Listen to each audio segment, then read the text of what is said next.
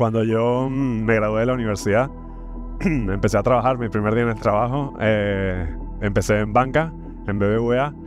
Primer proyecto, FinRep, que para los que no conocéis es un reporting financiero que se estableció en 2014 o así, que había que reportar todos los activos que tenía el grupo en todos los países, segmentando por una cantidad de información, y era un turro que estuvimos allí varios meses. Después de estar en ese proyecto, pensé que ya me libraba de toda la parte del reporting regulatorio, pero no. Estuve luego haciendo otro en Estados Unidos de Asset Encumbrance, haciendo otro reporte diferente. Y luego estuve en otros temas más, siempre dentro del ámbito BBVA, en distintos países en el corporativo y haciendo reporting regulatorio, donde también estudié en paralelo un máster en banca, donde aprendí un montón sobre la industria y, bueno, y también en el día a día del trabajo. Cuando salí del BBVA a emprender, hice una fintech de pagos, estuvimos en eso 3 años. Al cerrarla, me incorporé en Bit2Me, dirigiendo una línea de negocio que está específicamente dirigida a entidades financieras, fintechs o fondos de inversión que quieran aventurarse al entorno de las criptomonedas, y desde Bit2Me prestar todo el apoyo que es conveniente cuando se entra en una nueva industria. Mi nombre es Gabriel Ayala y bueno, lidero Banking Solutions en Bit2Me. Quería daros este breve contexto para que sepáis de dónde vengo, con qué ángulo quiero contaros un poco la intersección de la industria de las criptomonedas con la industria bancaria. Hoy en día, la incertidumbre es el nuevo normal de los bancos. Esto se ha dicho muchas veces, pero he querido coger 2 datos que lo ponen sobre la mesa. Por un lado, la inflación en el dólar, que es la moneda de referencia a nivel global a día de hoy. En el último año ha subido más de un 4% anual, que es muchísimo, sobre todo teniendo en cuenta que durante los últimos 10 años casi que se había mantenido bastante estable o muy bajo. Esto ha causado, como todos aquí sabemos, muchísimas incertidumbres macroeconómicas y consecuencias inestables geopolíticas, como por ejemplo la guerra en Ucrania, etc. En paralelo a esto, también desde Europa se han subido los tipos de interés y ha ocasionado que haya una inestabilidad global. No hay como un activo refugio en el que los bancos puedan tener esa estabilidad que antes había con la emisión del dinero. A esto le sumas el hecho de que hay muchísimos nuevos competidores. Antes Nacho y la primera mesa con Arturo también estaban comentando que las fintechs ahora son siempre aliados. Bueno, sí pero no, porque siempre que nace una fintech, eso es un trocito de la tarta que el banco en este momento ya no tiene, porque la fintech está comiendo de ese trocito. Un ejemplo de esto, por ejemplo, es Revolut, que recientemente se ha convertido en un banco con licencia propia y está prestando servicios financieros a nivel global. Y estos nuevos players tienen como característica principal que no tienen un legacy que arrastrar, como pasa con las entidades financieras tradicionales, que tiene sistemas en COBOL desde hace no sé cuántos años. Hay una serie de recursos físicos que gestionar, como la red de oficinas, servidores, etc. Aparte del talento humano, que no es lo mismo una empresa de 25.000 empleados como un banco tradicional, que una fintech en pleno proceso de escalabilidad, que es mucho más ágil para poder competir. Entonces, hasta cierto punto, sí es verdad que hay nuevos competidores y que los bancos pues tienen que reinventarse constantemente para poder prestar esos servicios, o incluso no perder ese trocito de la tarta que antes les estaban quitando a las fintechs. Y a esto le sumamos el tema de la sostenibilidad. Sostenibilidad entendiéndolo como sostenibilidad del negocio, no como sostenibilidad del medio ambiente. Sostenibilidad del negocio en un entorno en el que durante los últimos 10 años ha habido un tsunami regulatorio para las entidades financieras tradicionales, donde constantemente tienes que estar haciendo nuevas adaptaciones, nuevos reportings. Tu capacidad de hacer negocio ahora está muy normada y muy encorsetada en distintos tipos de cajas y normas de las que tú no te puedes salir. Entonces tienes un montón de restricciones.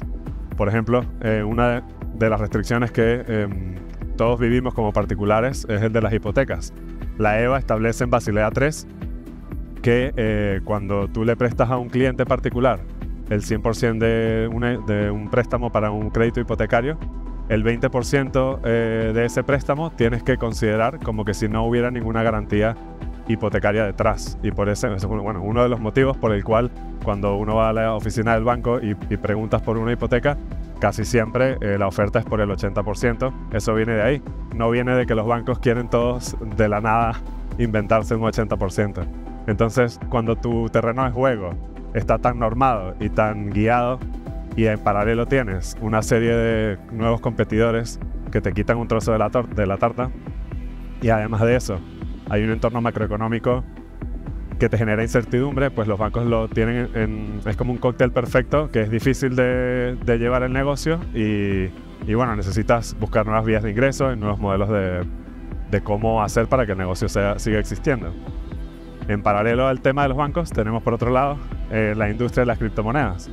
No es ningún secreto que en el último año hemos visto cómo el bear market ha hecho que distintos players de la industria de cripto vayan desapareciendo por distintos motivos. Pero si lo analizas uno a uno y ves hacia atrás, en realidad esta es una especie de limpieza que es positiva para la industria, porque aquellos players que estaban haciendo las cosas mal, que se saltaban las normas, que priorizaban siempre el profit propio por encima de todo lo demás, pues de manera natural se han visto en evidencia. Y eso, bueno, aquí hay una imagen de los casos más relevantes que han ocurrido en el último año o dos. Por ejemplo, Terra, por ejemplo, FTX, que es uno de los más recientes que ha sido más sonado. Y además de eso, hay muchísimas otras empresas que han hecho despidos masivos en el entorno de las criptomonedas y también en el entorno fintech, por lo que comentaba antes también del precio del dinero para poder financiar estos proyectos. Esto, la gente, como en el caso de Bit2Me, no por echarnos flores, pero sí, cuando cumples con todas las normas y, por ejemplo, no estás en ningún paraíso fiscal, sino que tu sede está en el territorio europeo y sigues las normas del juego, eso penaliza un poco crecer con la misma rapidez que pueden haber crecido otros como FTX, pero es verdad que cuando tú te acercas a las industrias como la industria bancaria, está muy bien visto el hecho de que tú hayas hecho todo siguiendo el librillo y las normas de juego. Entonces, la combinación de estas industrias tiene como consecuencia que se resuelven muchos de los problemas que por un lado tenía la industria de la cripto y por otro lado tenía la industria bancaria. ¿En qué sentido se resuelven problemas? Por un lado, la inestabilidad macroeconómica, principalmente llevada por la subida de los tipos de interés. Vemos en el caso del Bitcoin, deflacionario, hay un límite de 21 millones de unidades y es una respuesta natural a este problema. Por otro lado, vemos que constantemente están saliendo nuevos competidores fintech. En este caso, como hemos visto que solo sobreviven aquellas exchanges de criptomonedas o players que estén haciendo las cosas bien, y ahora con la llegada de MiCA, que se está debatiendo hoy, por cierto, en la comisión, bueno, hoy o mañana, si mal no recuerdo, con eso que se establecen unas reglas de juego claras. En realidad, lo que hay con los exchanges son nuevos aliados para poder llegar a ese mass market que aún todavía no ha llegado. En Europa, no sé si conocíais, que aproximadamente un 12 o un 15% de la población alguna vez ha comprado criptomonedas, versus 90-95% de la población que tiene una cuenta bancaria. Y si tú quieres realmente llegar a cubrir todo ese mercado, el socio ideal y lo mejor, digamos, pensándolo a largo plazo, es ir de la mano los proveedores de la tecnología de la industria de la criptomoneda con la industria bancaria tradicional, que tienen ese capital que se comentaba en alguna otra charla anterior de confianza y de los clientes. Yo siempre pongo el ejemplo de mi padre. Yo trabajo en Bit2Me y mi padre me dice que estoy loco, que porque estoy en un exchange de criptomonedas y que no confía. Entonces, si mi propio padre piensa así, ¿qué podemos esperar de un mass market que no tiene un hijo que está trabajando en la industria? Ese switch al mass market solo llegará de la mano de las entidades financieras. Y en nosotros encontrarán nuevos aliados para poder tener nuevas vías de negocio que a día de hoy están en un terreno un poco inestable con las fintechs y con lo que comentaba de la inflación. Esto también, por supuesto, contribuye con la parte de la sostenibilidad. Si se establecen unas reglas de juego claras, así como existe un negocio de tarjetas, pues ahora también existe un negocio de criptomoneda que permite que estas entidades reciban líneas de negocio añadidas. Cambiará por completo la forma de hacer banca. Procesos internos se van a ver completamente transformados. para que sean mucho más eficientes y para cambiar la forma completa de hacer las cosas. Liquidaciones interbancarias. Aquí en la lámina he puesto un ejemplo de cómo es el negocio de puertas afuera. En las verticales pueden ver líneas de negocio de los bancos como corporate banking, el retail o banca privada. Y en líneas horizontales tenemos algunos ejemplos de servicios que la banca presta. Y en cada una de esas cajas podemos ver cómo la industria de las criptomonedas tiene una propuesta de solución que puede gustar más o menos, pero que sin lugar a dudas siempre es más eficiente en cuanto a costes y además puede abrir nuevos negocios que a día de hoy no existen, o si existen están fuera de la industria de la banca, pero que la banca tiene un gran potencial en atraerlo y hacerlo propio. Y esto no es solo teoría, ya está ocurriendo. Aquí pongo en la lámina algunos de los logos de compañías con las que en Bit2Me ya estamos trabajando, haciendo que esto sea realidad. Hay players top como Mastercard, Telefónica, Indra, Deloitte, Binex, con los que estamos trabajando todos los días.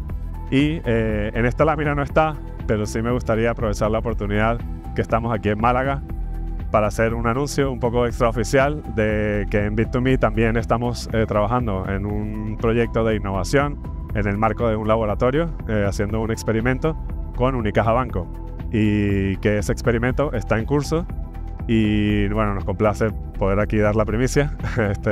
Esperaremos que durante las próximas semanas también puedan ver resultados de esto en redes sociales y en algunos otros medios de comunicación. Este es uno de los primeros ejemplos que hay de todas las cosas que están por llegar en este año 2023, que nosotros en Bit2Me lo llamamos el año de las integraciones con el mundo de criptomonedas. Pero las cosas se tienen que hacer bien, y por eso aquí ponemos ejemplos de algunas de las certificaciones que tenemos en Bit2Me, que parecen poca cosa, pero en verdad no cabían todas en la lámina. Hay muchas más. Tenemos seguridad de la información, tenemos el compliance, trabajamos con el CEPLAC muy de cerca, trabajamos muy de cerca con la policía, con la Guardia Civil. Aparte de eso, fuimos el primer exchange de criptomonedas en tener el registro de custodia y también el registro de intercambio de moneda virtual por fiduciaria en España, y muchas otras cosas más. Y esto lo que viene a decir es que también hacer esas cosas con una manera normada y el trabajo duro de tener que cumplir las normas, a la larga paga sus beneficios en cuanto a esa solidez y reputación que hasta ahora, menos mal, ha acompañado a Bit2Me durante casi 10 años que llevamos en el mercado. Creo que somos el exchange con más vida en el mundo casi. Sin duda en el mundo de habla hispana. A día de hoy tenemos casi 7 millones de usuarios que han pasado por nuestro Bit2Me Academy y han aprendido cómo utilizar las criptomonedas para después poder empezar a operar. Y bueno, eso es un poco la historia que quería contar hoy. Quedan 2 minutos de tiempo. Este es mi email por si acaso alguien quiere escribir y ponerse en contacto con nosotros. Pero en estos 2 minutos, si alguien quiere hacer alguna pregunta, más que dispuesto a escucharla y poder contestar. Que no veo. Y si no, pues muchas gracias a todos por el tiempo.